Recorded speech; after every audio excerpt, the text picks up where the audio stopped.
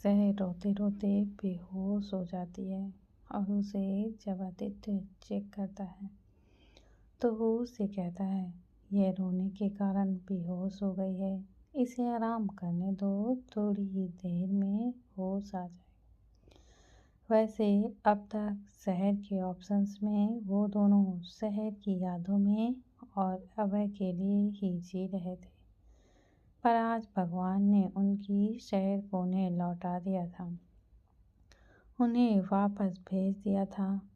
तभी हूर आदित्य की तरफ देखते हुए उससे कहती है, आदो, आपकी आंखें पूरी लाल हो चुकी हैं और उस पर आपकी तबीयत भी ठीक नहीं है। तो ऐसे में अगर आपको कुछ हो गया तो आप बेबी को ठीक कैसे ही कर पाओगे। तो आप अभी थोड़ी देर के लिए सो जाओ, फिर हम घर चलेंगे। तभी आदित्य हूर की बात मानकर शहर के पास लेट जाता है। आदित्य शहर को हक करता है और फिर रोने लगता है। वैसे शहर बेहोश थी तो उसे कैसे पता चलता कि उसके प्यारा डैडा उसके लिए रो रहे हैं, पर वो आदित्य को रोते हुए देख कर डर रही थी, क्योंकि इन 18 सालों में आदित्य पूरा बदल चुका था और वो शहर के मामले में बहुत ही ज़्यादा सेंसिटिव हो चुका था। तभी हूर शहर के ऊपर से आदित्य की तरफ झुकती है और उसके बालों पर किस करते हुए उससे कहती है, आदित्य, शहर आपके पास है आदो, और इस बार उसे कुछ नहीं होगा। हम उसे कुछ भी नहीं होने देंगे ना बेबी। तभी आदित्य हूर की तरफ देखता है और फिर अपना सिर हाँ में हिलाते हुए शहर को पूरी तरह से अपनी बाहों में ले लेता है। उन दोनों बाप बेटे की तरफ हूर देखती है और बस उन्हें ही देखती रह जाती है। अभी जहाँ आदित्य और शहर एक दूसरे को हक करके सो रहे थे, वहीं हूर फोन पर किसी से बातें कर रही थी। अब किस से वो तो बाद में पता चलेगा, पर हाँ, उसके फेस पर एक शैतानी स्माइल जरूर थी। तभी उन दोनों की तरफ देखती है और फिर उनसे कहती है, मेरे प्यारे hobby and princess, get ready for the surprise. कुछ घंटे बाद अचानक से आदित्य की नींद खुलने लगती है और उसे अपने ऊपर कुछ हल्का वजन सा महसूस होता है। अब तक उसने अपनी आंखें नहीं खोली थी, तो जैसे ही वो अपनी आंखों को खोलकर अपने पास देखता है, तभी उसके फेस पर एक प्यारी सी स्माइल आ जाती है। अभी शहर आदित्य की तरफ मुंह करके सोई हुई थी और उसका छोटू सा हाथ आदित्य के पेट से लिपटा हुआ था, तो उसका सिर आदित्य के सीने पर छिपा हुआ था। शहर का एक पैर अभी आदित्य के पैरों पर था और वो इस वक्त किसी प्यारे से बिल्ली के बच्चे की तरह दुबक कर सो रही थी। उसे इस तरह से देख कर आदित्य शहर को कस के हक कर लेता है और शहर थोड़ी कसमसाने लगती है। तभी शहर को अपने माथे पर कुछ महसूस होता है और वो अपनी नज़रें उठाकर ऊपर आदित्य की तरफ देखती है, जो उसे अभी स्माइल दे रहा था। आदित्य को देखकर शहर रिलैक्स हो जाती है और उसे हक कर लेती है। तभी आदित्य शहर के माथे पर मल्टीपल टाइप्स किस करता है और फिर उससे पूछता है, अभी ठीक है मेरा बच्चा। शहर बस अपना हाथ सिर में हिला देती है और तभी हूर अपने हाथों में 2 शॉपिंग बैग्स लेकर बाहर से अंदर आती है, क्योंकि रूम की चाबी हूर के पास भी थी। दरवाज़ा खुलने की आवाज़ सुनकर शहर घबरा जाती है और आदित्य उसे अपनी बाहों में छिपा लेता है। उन दोनों को उठा हुआ देख और शहर को ऐसे डरा सहमा देख हूर झट से दरवाजे को बंद करके शहर से कहती है, बच्चा मैं हूँ आपकी मम्मा, आप डर क्यों गए? तभी शहर आदित्य के सीने में से अपने छोटे से चेहरे को निकालते हुए हूर की तरफ देखती है।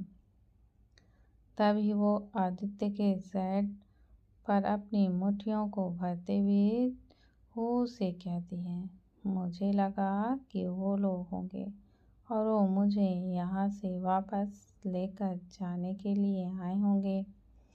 शहर की बात सुनकर आदित्य शहर से कहता है, नहीं बच्चा, अब कोई भी आपको हमारे पास से नहीं लेके जाए। आप हमारे पास बिल्कुल सेफ हो और अब गलती से भी मैं आपको खुद से दूर नहीं जाने दूंगा। इतना कहकर आदित्य शहर को हक कर लेता है। तभी हूर उन दोनों की तरफ आते हुए उनसे कहती है, चलो अभी दोनों बाप बेटी उठो और जाकर फ्रेश हो जाओ, क्योंकि हमें घर भी तो जाना है ना। तभी शहर हूर की तरफ देखते हुए उनसे पूछती है, घर? तभी हूर शहर की नाक पर किसिस करते हुए उससे कहती है, हाँ बाबू, घर, आपके घर, जहाँ आपके बड़े पापा चाचू चाची रहते थे इसलिए क्योंकि अभी उनके साथ उनकी फैमिली भी है। उसके बड़े पापा की शादी हो चुकी है, मतलब अभी आपकी बड़ी मम्मी भी है और उनकी एक प्यारी सी बेटी भी बिल्कुल आपकी तरह ही है। उनके बाद आपके चाचू चाची का भी तो एक बेबी बॉय। और मैं आपको एक बात बताऊं, शहर बस अपना सिर हिलाती है और तभी वो शहर के गालों को रब करते हुए उससे कहती है, वहाँ आपका भी बेबी ब्रदर है जो अपनी दीदू से बहुत ही ज़्यादा प्यार करता है। हूर की बात सुनकर शहर को समझ नहीं आता कि वो क्या बोले और वह कैसे रिएक्ट करे। आदित्य और हूर दोनों ही शहर की इस प्रॉब्लम को समझ रहे थे। तभी आदित्य शहर की तरफ देखते हुए उससे कहता है, हमें पता है बेबी की आपके लिए यह सब कुछ न्यू होगा। आप इतने सालों बाद वहाँ जाओगे और उनसे मिलोगे, पर एक बात याद रखना बच्चा, कि वो आपकी अपनी फैमिली है और वहाँ मौजूद सभी लोग आपके अपने ही हैं। तो आपको उनसे डरने की या फिर उनके आगे किसी भी तरह से अनकंफर्टेबल होने की आपको कोई भी ज़रूरत नहीं है। हूर भी शहर के माथे पर किसिस करते हुए उससे कहती है, आपके डैडा बिल्कुल ठीक कह रहे हैं बच्चा, और वैसे भी हमारी शहर है ही इतनी प्यारी कि कोई भी उससे नफरत नहीं कर सकता। क्यों अदू? हूर की बात से तो आदित्य भी सहमत होता है। तभी आदित्य की नज़र हूर के हाथों में मौजूद उन शॉपिंग बैग्स पर जाती है और वो कंफ्यूज होते हुए उससे पूछता है, हूर, आप कहीं बाहर गए थे क्या? मतलब आपके हाथों में शॉपिंग बैग्स है? तभी शहर भी उन बैग्स की तरफ देखती है। वैसे उसने ये शॉपिंग बैग्स आश्रम में भी देखे थे, जब वहाँ पर लड़कियाँ बाहर जाकर अपने लिए कुछ शॉपिंग करके लाती थी। शहर से ना तो कोई कुछ पूछता था और ना ही उसके लिए कोई कभी कुछ भी लाता था। शहर वहाँ पर जो भी कपड़े पहनती थी वो उसी आश्रम के लड़कियों की पुरानी ड्रेसेस हुआ करती थी, जो उन्हें छोटी हो जाती थी, फट जाती थी या फिर उन्हें नहीं पहननी होती थी। तब उनकी वो पुरानी ड्रेसेस वो लोग शहर को ही दे देते थे। उसे तो कभी भी एक नई ड्रेस तक नहीं मिली थी। जब शहर वो बैग्स को देखती है तभी वो अपनी मासूम सी आंखों से हूर की तरफ देखते हुए उससे पूछती है, मम्मा, क्या मैं इसे यानी बैग को छू कर देख लूँ? सिर्फ एक बार। शहर का सवाल सुनकर हूर आदित्य की तरफ देखती है, जो अभी शहर को अपनी गोद में लिए हुए बैठा था। तभी आदित्य शहर के गालों को बहुत हल्के से पकड़ते हुए उससे पूछता है, बाबू, आपने इन बैग्स को कभी नहीं देखा?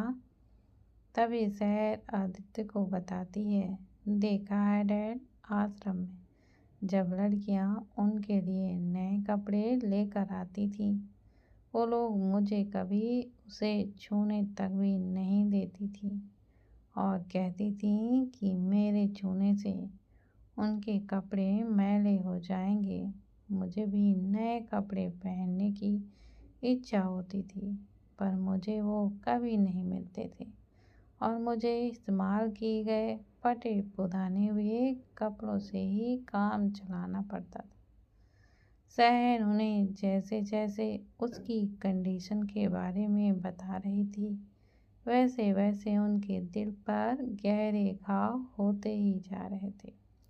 इस वक्त उन दोनों की ही आंखों में पानी था, पर तभी हूर अपनी आंखें पोंछते हुए शहर से कहती है, अभी आपको वो फटे पुराने कपड़े पहनने की अब कोई भी ज़रूरत नहीं है।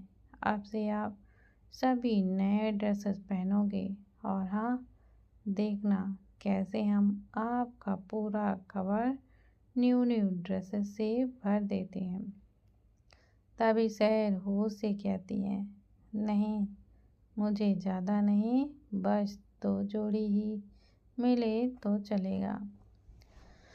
शहर की ये बातों को सुनकर उन्हें बहुत बुरा लग रहा था।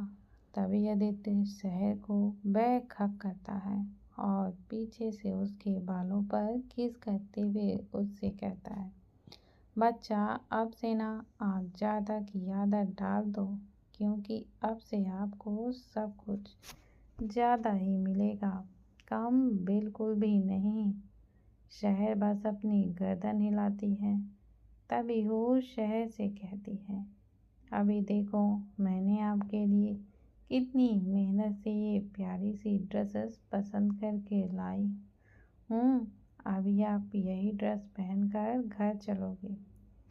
तभी आदित्य शहर का मूड लाइट करने के लिए हूर से पूछा, अच्छा, तो फिर बेबी के डैडा को भी ये प्यारी सी ड्रेस देखनी है? तभी हूर आदित्य की तरफ देखते हुए उससे कहती है, ऐसे बिल्कुल भी नहीं अदो, आपको तो थोड़ी सी वेट करना होगा, क्योंकि अभी मुझे मेरी इस क्यूट सी प्रिंसेस को रेडी करना है। तो अभी you have to wait mister Singh. तभी आदित्य अपना झूठा सा सैड सा फेस बनाते हुए हूर से कहता है, ओह हूर, आपने तो मुझे वेट करने के लिए बोल दिया, मतलब अब मुझे वेट करना ही होगा। हूर अपना सिर हाँ में हिलाती है और फिर शहर का हाथ पकड़ते हुए उससे कहती है, चलो बच्चा, हम जल्दी से रेडी हो जाते हैं। मम्मा आपके लिए आपकी ज़रूरत की सभी चीज़ें लेकर आई है।